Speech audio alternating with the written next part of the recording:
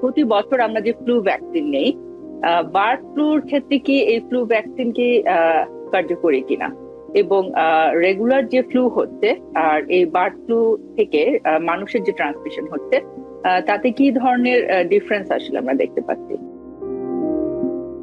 আমাদের seasonal flu ভ্যাকসিনটা আমাদের কমন কোল্ড, ইনফ্লুয়েঞ্জা এ এবং বি এগেইনস্টে এই কিছুটা ক্ষেত্রে হলো প্রোটেক্ট করে।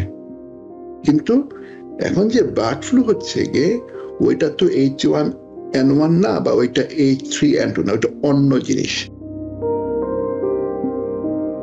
প্রতি বছর আমরা যে ফ্লু ভ্যাকসিন নেই, বার্ড ফ্লুর ক্ষেত্রে কি এই ফ্লু ভ্যাকসিন কি কার্যকরী কিনা, এবং রেগুলার যে ফ্লু হচ্ছে আর এই বার্ড ফ্লু থেকে মানুষের যে ট্রান্সমিশন হচ্ছে, তাতে কি ধরনের ডিফারেন্স আসলে আমরা দেখতে পাচ্ছি? আমাদের যে রেগুলার অ্যানুয়াল ফ্লু ভ্যাকসিন, এই ফ্লু ভ্যাকসিন বার্ড ফ্লুর ক্ষেত্রে কার্যকরী হবে না। এখানে বার্ড ফ্লু ব্যাপারে যাওয়ার আগে আমাদের কিছুটা ব্যাখ্যা করা দরকার যে আমাদের নর্মাল ফ্লু, আমাদের যে হিউম্যান ফ্লু হয়, নর্মাল ফ্লুটা কি, তারপরে we can go to bird flu. আমাদের যে ইনফ্লুয়েঞ্জা ভাইরাস, ফ্লু হচ্ছে ভাইরাস, এটা ইনফ্লুয়েঞ্জা ভাইরাস দিয়ে এই যে ওষুধটা হয়, এটা রেসপিরেটরি ভাইরাস। আমাদের আমাদের রেসপিরেটরি সিস্টেম, শ্বাস প্রশ্বাস সিস্টেম, নাক থেকে শুরু করে শ্বাসনালী থেকে লাং পর্যন্ত এই সিস্টেমের প্রদাহ বা ইনফ্লামেশন।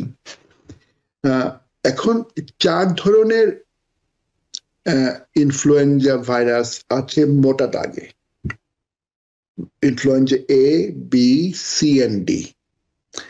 ইনফ্লুয়েঞ্জা এ এবং ইনফ্লুয়েঞ্জা বি আমাদের সিজনাল যে ভাইরাল ফ্লু গুলাই হয়, এপিডেমিক হয়, স্পোরাডিক এন্ডেমিক ভাবে আমাদের ফ্লু হয়, সেগুলা মোস্টলি ইনফ্লুয়েঞ্জা এ এবং ইনফ্লুয়েঞ্জা বি দিয়ে হয়। এখন এই যে ইনফ্লুয়েঞ্জা এ এবং ইনফ্লুয়েঞ্জা এ এখন পর্যন্ত আমাদের মানব ইতিহাসে দুটা বড় ফ্লু প্যান্ডেমিক ঘটিয়েছে। একটা হচ্ছে স্প্যানিশ ফ্লু, আর একটা হচ্ছে 1918-এর, আর একটা হচ্ছে 1957-এর এশিয়ান ফ্লু প্যান্ডেমিক। সুতরাং ইনফ্লুয়েঞ্জা এ এবং এটার সাবটাইপ গুলার প্যান্ডেমিক ঘটানোর একটা ক্ষমতা, পটেনশিয়াল আছে। সে কারণেই আমরা ফ্লু নিয়ে আমাদের পাবলিক হেলথ বিশেষজ্ঞরা, আমাদের স্বাস্থ্য খাতের যারা পলিসি মেকার, তারা সবসময় ফ্লু নিয়ে একটু শঙ্কিত থাকেন। আমরা যখন আমাদের কোভিড হলো 2020 সালে, তখন কিন্তু আমাদের পুরো সিস্টেম, কোভিড হওয়ার আগে পুরো system was prepared or preparing for pathogen x, একটা ভাইরাস।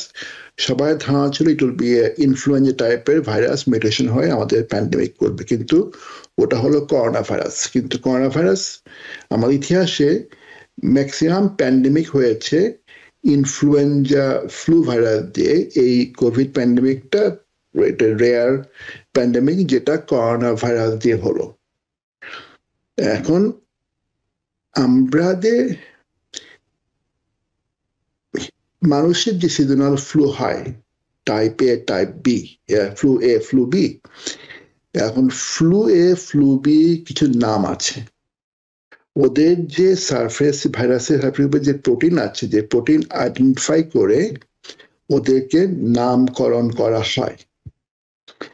ইনফ্লুয়েঞ্জা ভাইরাসের সারফেসে দুটো প্রোটিন আছে, একটা হচ্ছে কি এইচ প্রোটিন, হিমোঅ্যাগ্লুটিনিন প্রোটিন, আর একটা হচ্ছে কি নিউরোঅ্যামাইনেডেজ an protein.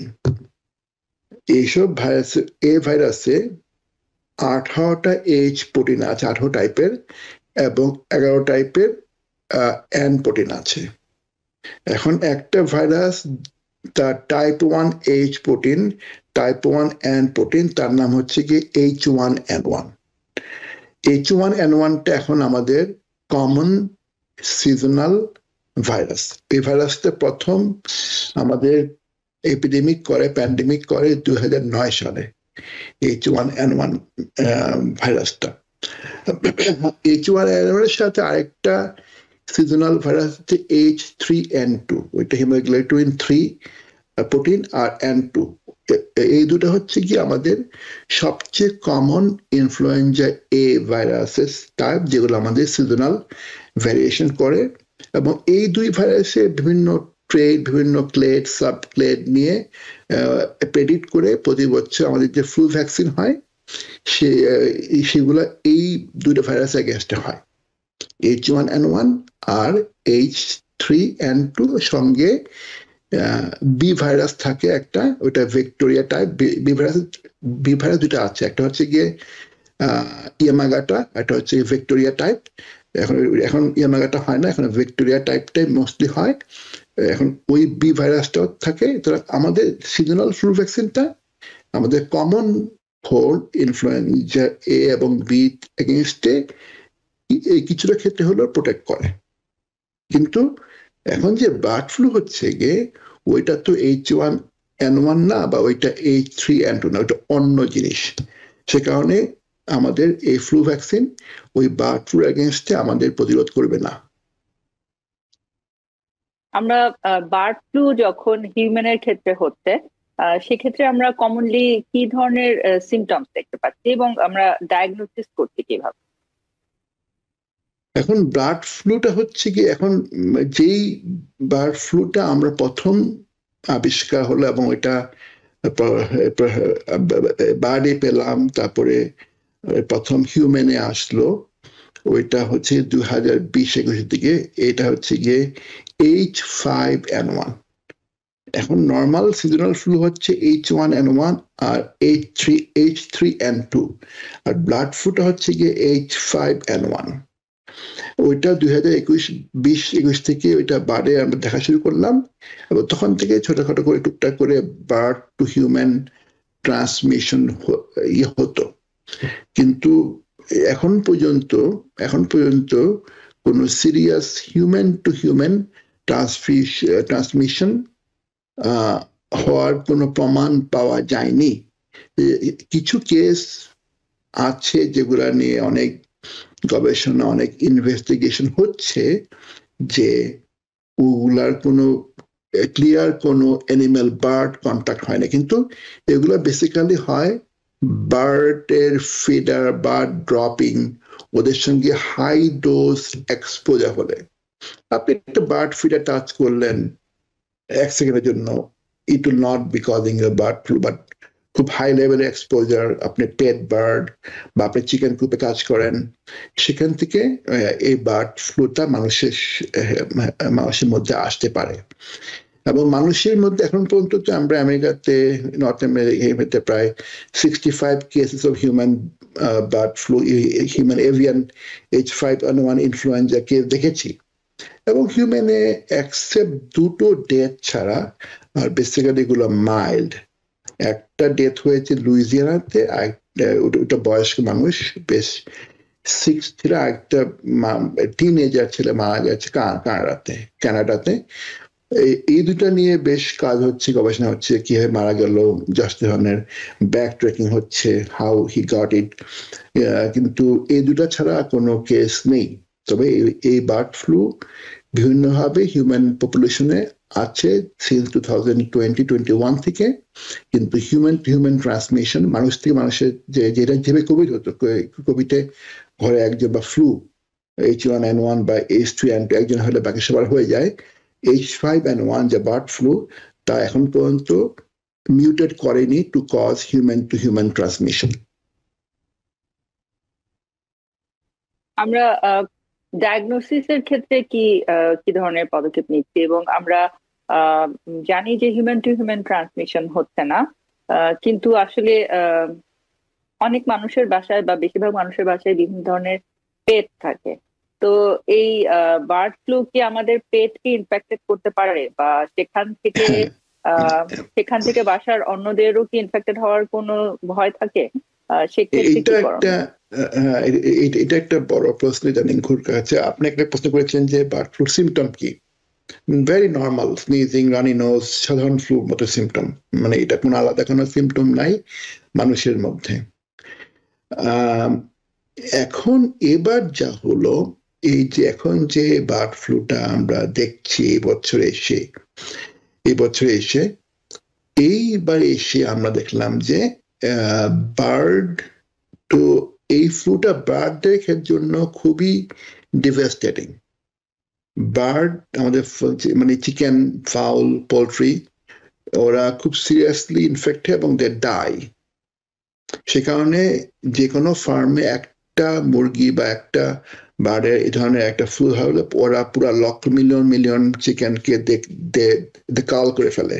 They destroy those whole stock farm full of millions of livestock. সে কারণে আপনি বলেন ডিম বাজারে নেই because of same reason, because of শত শত চিকেন ফার্ম সব বন্ধ করে দিয়ে হচ্ছে, সব চিকেনগুলোকে মেরে ফেলতে হয়েছে। বার্ডে ডাই। কিন্তু বার্ড থেকে আমরা এবার দেখলাম যে প্রথম ইন্ডেক্স কেসটা এটা ক্যাটেলে গেল, গরুতে গেল, কাউতে গেল। ফার্স্ট কেসটা টেক্সাসে হয়েছে। এখন দেখি যে খ্যাট, এই ওরা বার্ড থেকে ইনফেক্ট হচ্ছে, বেশ ভালোভাবে হচ্ছে। কিন্তু যখন ওরা বার্ড থেকে অন্য ম্যামালে ইনফেক্ট হচ্ছে, ওরা বার্ডের মতো এত সিরিয়াস অসুখ সৃষ্টি করতে পারছে না, খুব মাইল্ড ডিজিজ হচ্ছে।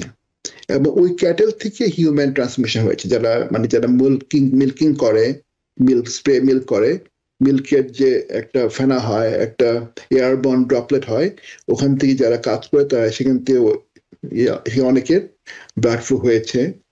অনেকে খ্যাট, বিশেষ করে কিটেন, ডগে দেখে, কিন্তু অনেকে ক্যাটের আমরা বার্ড ফ্লু পেয়েছি এবং অনেক ক্যাট মারা গিয়েছে। অনেক ক্যাটের প্রথমে স্নিজিং হয়, নাকে পানি, তারপর অনেকের সিজার হয়, অনেক ক্যাট মারা যায় ফ্রম বার্ড ফ্লু। বাট ম্যামালে বার্ড ফ্লুর সিরিয়াসনেস অনেক কম। আর আমরা আমাদের যারা বাসায় যারা ক্যাট, যারা ডোমেস্টিক ক্যাট বাইরে যায় না, হয়তো এক্সপোজারের চান্স কম, ওদের চান্স কম। যে ক্যাটগুলা ফেরাল ক্যাট বা সেমি ইন্ডিপেন্ডেন্ট ক্যাট বাইরে যাচ্ছে, expose to wild cat, they have a more chance of getting exposed. কিন্তু আমাদের ডোমেস্টিক ক্যাটের ক্ষেত্রে এক্সপোজার কম। আবার অনেকে ক্যাট নিয়ে বাইরে পার্কে হাঁটতে যান, তখন ক্যাট ঘোরাঘুরি করে, ক্যাট হয়তো একটা বার্ডের ড্রপিং টাচ করলো, সেখান থেকে ক্যাট গেট ইনফেক্টেড। বাট এগুলার সম্ভাবনা অনেক কম, সেগুলো নিয়ে প্যানিক করার কিছু নেই। নিউ ইয়র্ক থেকে সম্প্রচারিত TVN 24 টেলিভিশন, বিশ্বজুড়ে বাঙালির কণ্ঠস্বর।